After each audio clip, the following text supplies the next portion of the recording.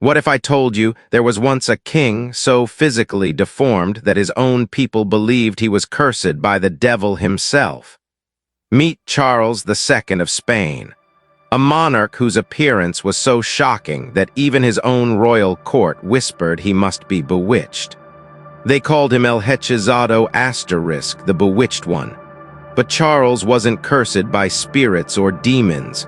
He was cursed by something far more terrifying, his own bloodline. This is the story of how the most powerful dynasty in Europe destroyed itself from within, creating a king so visibly broken that, when he finally died, the doctors who opened his body found things so grotesque they seemed to confirm every whispered rumor of supernatural punishment that had followed him from cradle to grave. Charles II couldn't even close his mouth. When foreign ambassadors first met him, their shock was immediate and unfiltered. Here stood the ruler of what was once the richest empire on earth, and his jaw hung open like a broken door. His lower jaw jutted out so far that his lips couldn't meet. This wasn't a rare birth defect. It was the final outcome of 2 centuries of inbreeding within the Habsburg dynasty. They had one guiding principle: keep the bloodline pure. But what they were really doing was playing a long, cruel game of genetic Russian roulette. Cousins married cousins, uncles married nieces, and over generations, the family tree twisted so much that many royals were their own relatives several times over. Charles's father and mother weren't just cousins, they were uncle and niece. His grandparents on both sides shared that same unnatural pairing. If you traced the branches far enough, Charles had about as much genetic diversity as someone raised on a remote island with only a handful of ancestors. The result was mandibular prognathism, commonly known as the Habsburg jaw. Charles's version was so extreme that even when he tried to close his mouth, there was a visible gap you could slip a coin through. His teeth didn't line up at all. The upper row sat entirely behind the lower one, making it impossible for him to chew. Every meal was a humiliating ordeal. Palace kitchens had to prepare all his food like something fit for a toddler. Everything he ate was mashed, blended, or liquefied. Even then, the act of eating was exhausting. Soup would dribble from the corners of his mouth. Solid bits fell out. He needed constant wiping and attention just to get through dinner. Royal banquets, which should have been moments of splendor and strength, turned into grotesque showcases of royal weakness. Servants hovered around him to mop saliva from his chin as he tried, and often failed, to keep food in his mouth. The same deformity made speaking nearly impossible. His words came out in wet, garbled mumbles that confused even those who stood closest. Foreign diplomats required interpreters not for Spanish, but for Charles himself. His courtiers often exchanged glances when he spoke, trying to guess what their king had just said. His own mother, Queen Mariana, once wrote in a letter that she feared her son might choke to death in his sleep, on his own tongue. Imagine that, the ruler of half the known world, and every night brought the risk of him dying like an infant unattended. And yet the worst part was this: the royal family knew. They knew their intermarriages were breeding more and more deformed children. But they didn't stop. They couldn't. Power was more important than the agony of their own flesh and blood. Charles was the final product of this horrifying royal experiment. A human body pushed past its limits by arrogance and obsession. And it wasn't just the jaw. That was only the beginning. Charles's body was a wreck, an assembly of bones and tissues that seemed to defy natural order. By the time he was 35, he looked like a sick child trapped in the sagging body of a man twice his age. He stood barely 5 feet tall, but it wasn't the height alone that startled people. His proportions were all wrong. His head was so large it seemed out of place, bobbing on a neck that couldn't properly hold it upright. His arms and legs were thin to the point of looking skeletal, while his torso seemed compressed, like something was pushing him inward from all sides. His spine was so curved that he was permanently hunched, giving him the silhouette of a man carrying an invisible burden on his back. He couldn't walk until he was 8 years old. 8. Most children take their first steps around their first birthday, but Charles spent nearly a decade crawling and wobbling, his body too frail to support its own weight. And even when he did learn to walk, it was more of a pitiful stagger. Palace records describe how he would lurch between pieces of furniture, gripping chairs and tables to stay upright like a man 4 times his age. His gait wasn't just slow, it was unsteady, a shuffled limp that made it clear his bones and muscles weren't working in harmony. Those close to him said he looked like he was always about to fall. His legs trembled, his posture slumped. His head tilted at odd angles as if he couldn't keep it in line with the rest of his body. Behind the palace walls, whispers grew. People speculated that no human being could have come into the world like this without divine punishment. But the truth was even darker. There were no curses, no black magic, no angry gods, only science, or more precisely, the ruthless disregard of it. Charles II of Spain was not the victim of sorcery. He was the victim of a family so obsessed with keeping power that they were willing to poison their own future to protect their throne.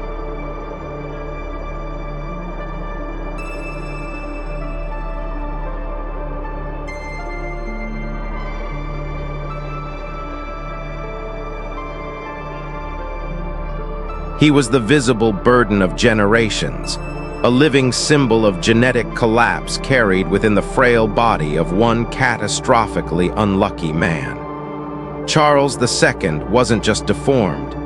He was mentally arrested, emotionally unstable, and intellectually stunted in ways that made his reign more of a tragic display than an exercise in monarchy. His mind never developed beyond that of a young child. He could not read until he was 10 years old, and even then, the simplest phrases confused him. His tutors, some of the most learned men in Europe, wrote of their efforts with quiet despair, comparing their lessons to pouring water into a cracked pot. Knowledge went in, but it never stayed. Emotionally, Charles had the temperament of a toddler trapped in a man's aging body.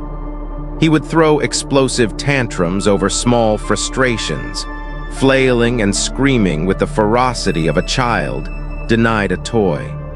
These outbursts would often be followed by hours of eerie silence where he would sit still and expressionless, staring blankly at the floor as though his mind had slipped into some unreachable space. Even his hair told the story of a man unraveling. It grew in uneven tufts, thin and brittle, and would fall out in handfuls during grooming. His scalp, patchy and pale, resembled the diseased hide of a farm animal more than the regal crown of a European monarch. Court painters, responsible for preserving the image of royalty, were forced to invent entire sections of his appearance, disguising bald spots and distorting facial features in a desperate attempt to maintain dignity. But no matter how much artistic license they used, there was no hiding what Charles had become, and tragically, it was only getting worse. Most people plateau in their physical decline. Charles was actively deteriorating. By the time he entered his 30s, his already fragile body was shutting down piece by piece. Doctors were baffled. His condition didn't follow the expected pattern of any known illness.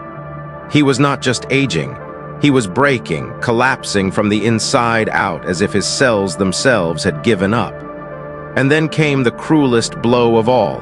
He couldn't produce an heir. The single most basic task of any monarch, continuing the dynasty, was beyond him. Charles married twice, hoping desperately to fulfill the most essential duty of a king. His first wife, Marie-Louise of Orleans, a French princess, had come to Spain prepared to serve as queen and mother of the next ruler. Instead, she found herself married to a man she could barely speak to, barely understand, and barely endure. The wedding night was a disaster. Palace whispers tell of Marie-Louise emerging in tears, while Charles stumbled out with a blank, bewildered look. Later medical investigations revealed why. His reproductive organs were underdeveloped to the point of being described by royal physicians as infantile. In essence, Charles had the sexual maturity of a 10-year-old boy.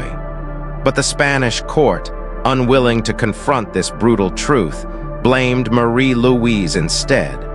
She was labeled barren.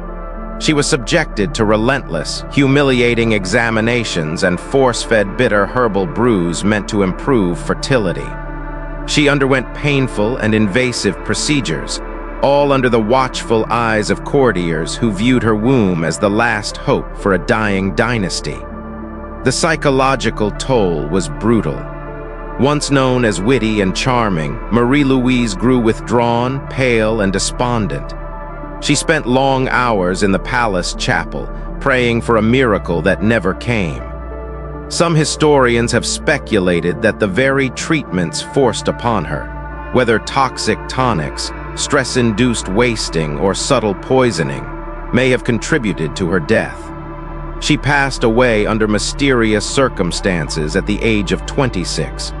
Within months, Charles was married again, this time to Maria Anna of Neuburg. The second wedding was no less desperate than the first. By now, Charles was in his mid-30s and visibly wasting away. Maria Anna would later write letters home describing her horror upon seeing him without his royal regalia, her disappointment turning quickly into dread. She soon realized that producing an heir was not just difficult, it was impossible. The court, once again refusing to accept the truth, tried everything. They brought in doctors from across the continent, some of whom still clung to medieval ideas about fertility. They consulted ancient medical texts, mixed new potions, and even turned to magical rituals. Charles, for his part, endured a new level of humiliation. His body was inspected, prodded, and measured in intimate ways by panels of physicians searching for some miracle cure. But there was no cure. The damage was too deep, too systemic. His infertility wasn't a condition to be treated. It was the natural conclusion of centuries of bloodline degeneration. Meanwhile, the rest of Europe was watching. Everyone understood what was coming. The moment Charles died childless, the throne of Spain would be open for the taking, and every major European power had some claim they were ready to enforce. By diplomacy if possible, but more likely by war. The War of the Spanish Succession was already being drawn up in secret, just waiting for the inevitable. And the irony of it all was unbearable. After centuries of obsessively engineering marriages to keep power tightly held within the Habsburg line, the final product of that obsession couldn't even complete a marriage. He couldn't father a child. He could barely function as a man. In a last act of desperation, the Spanish court turned away from science altogether and embraced superstition. When physicians failed to cure Charles's unexplainable decline, they brought in priests. Over the following years, the royal palace saw not one, not two, but 4 full-scale exorcisms, each one more elaborate than the last. Clergy walked the halls with incense and relics. Latin chants echoed through the chambers. Holy water was sprinkled over the king's body as he lay twitching and moaning. Overcome by fits the priests claimed were signs of demonic possession. Some claimed he vomited pins, others said he screamed in unknown languages. But none of it worked. Charles remained broken. Not by demons, not by sorcery, but by the very bloodline his ancestors believed would make them immortal.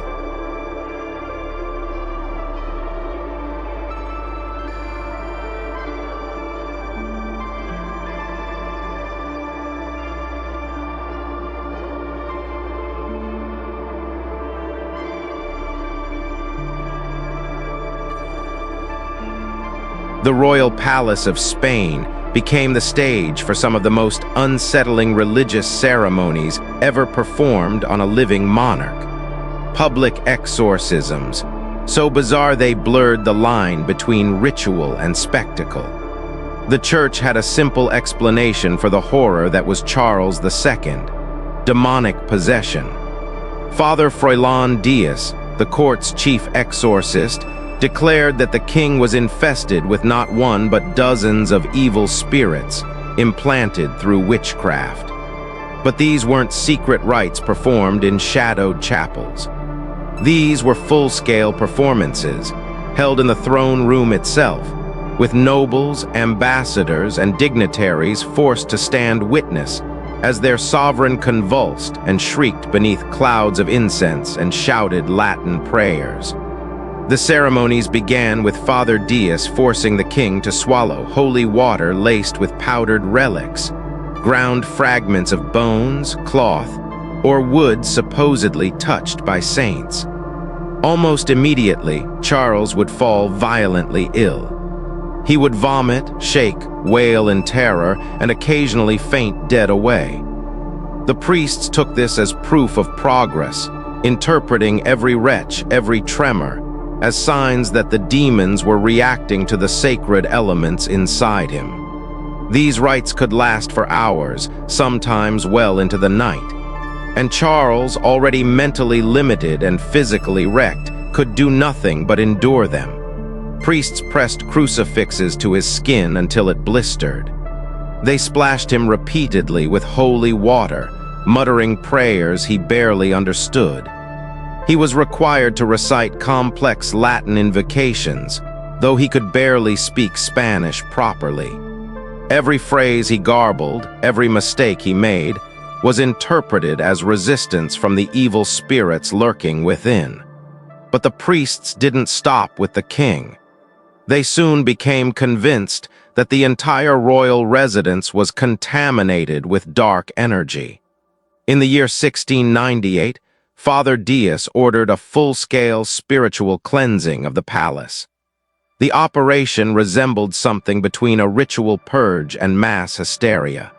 Servants scoured every room for items suspected of harboring dark influences. Old furniture, gifts from foreign courts, clothing of dead queens, all were dragged into the palace courtyard and tossed into enormous fires. The air filled with the acrid smoke of burning silk, wood, and bone, while priests chanted and circled the flames, their voices rising in urgency as though they were battling invisible enemies. The most tragic part was that Charles seemed to believe it was helping. His limited cognitive ability made him especially vulnerable to suggestion. When the priests told him he had been freed of a demon, he would sit up straighter, his pain momentarily dulled.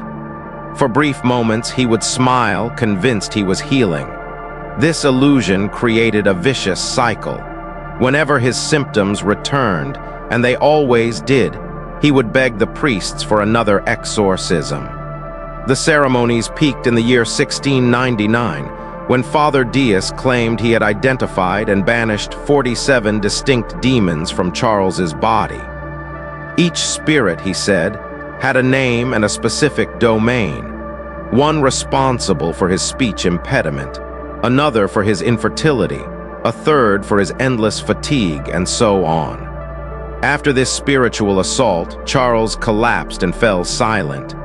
For 3 days he spoke no words, ate no food, and lay still as if in a coma. His attendants feared he would not recover, and perhaps in a sense he didn't. The cycle of supernatural torture had pushed his already weakened body past its breaking point. But while Charles was being ritually brutalized under the guise of salvation, his body was quietly disintegrating from natural causes that 17th century medicine couldn't even begin to understand. And then finally came death. On a cold day in the year 1700, Charles II of Spain died at the age of 38. No heir, no strength, no legacy, just silence. But death did not end the horror, it revealed it.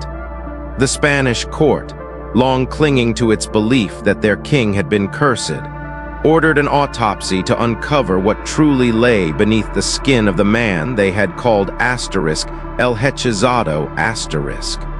The report was so ghastly, so unimaginable that it was locked away. But like all secrets in royal courts, the truth leaked, and what it revealed stunned Europe. Dr. Geronimo de la Fuente Pirola, the royal physician tasked with the autopsy, recorded one of the most horrifying medical reports in European history. Charles's body, he wrote, was not that of a man, it was the wreckage of nature itself. His heart was the size of a walnut. A normal adult heart weighs about 10 ounces. Charles's weighed barely 2. It was shriveled and black, as if it had been cooked. It seemed impossible that it had ever been strong enough to pump blood. His lungs were soaked with fluid, gray and decaying, giving off an odor so vile that several of the assistants were forced to flee the examination room to vomit. But it was his abdomen that held the most grotesque discoveries. His intestines were gangrenous, rotten from the inside out. The digestive tract had begun to break down long before death. The bile had turned septic. The tissue had liquefied in places. And then there were the reproductive organs, the subject of endless royal hope and international diplomacy. They were catastrophically malformed. So underdeveloped were they that the doctors concluded Charles had never reached full puberty. He was anatomically closer to a 10-year-old boy than a grown man. The supposed infertility was not a medical puzzle. It was an inevitability. His body simply wasn't built to create life. His brain, once examined, showed clear signs of hydrocephalus, fluid swelling that explained his cognitive delays and seizures. His bones were fragile, porous, and unevenly grown, explaining his crooked spine and constant pain. What lay on the autopsy table was not just a corpse, it was a warning. A final testament to what happens when power is pursued without limits and lineage is prioritized above humanity. Charles II wasn't cursed by witches. He was sacrificed by his ancestors, piece by piece, over generations. His life was the cost of empire. His death, the punctuation at the end of a dynasty's madness. And with his passing, the great Habsburg line in Spain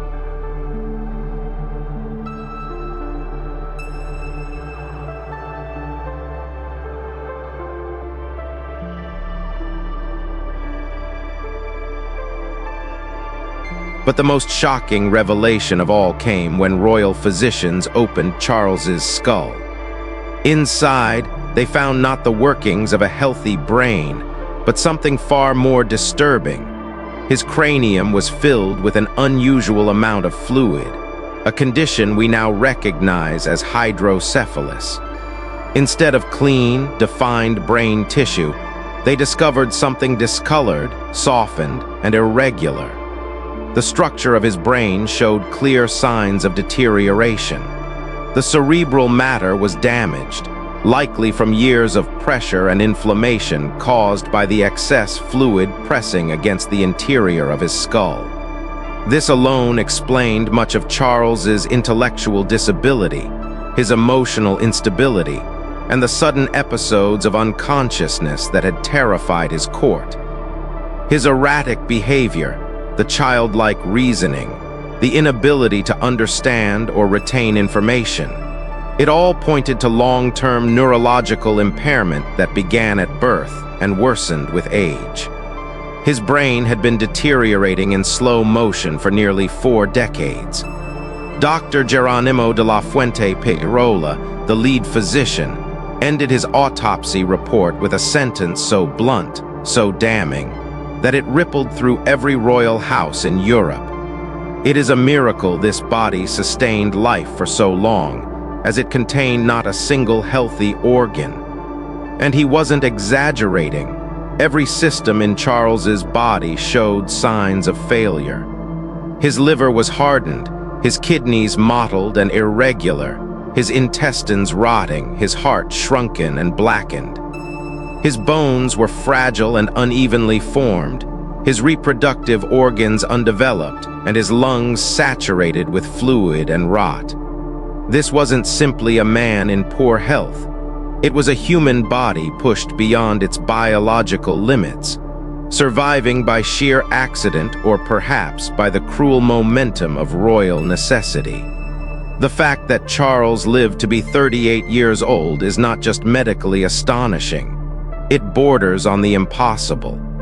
And in a twist of irony that defied reason, the autopsy, which was meant to provide rational medical clarity, instead intensified the very beliefs it was supposed to extinguish. The findings were so extreme, so grotesque, that they seemed to confirm the whispers of the court, that this man must have been under a supernatural curse.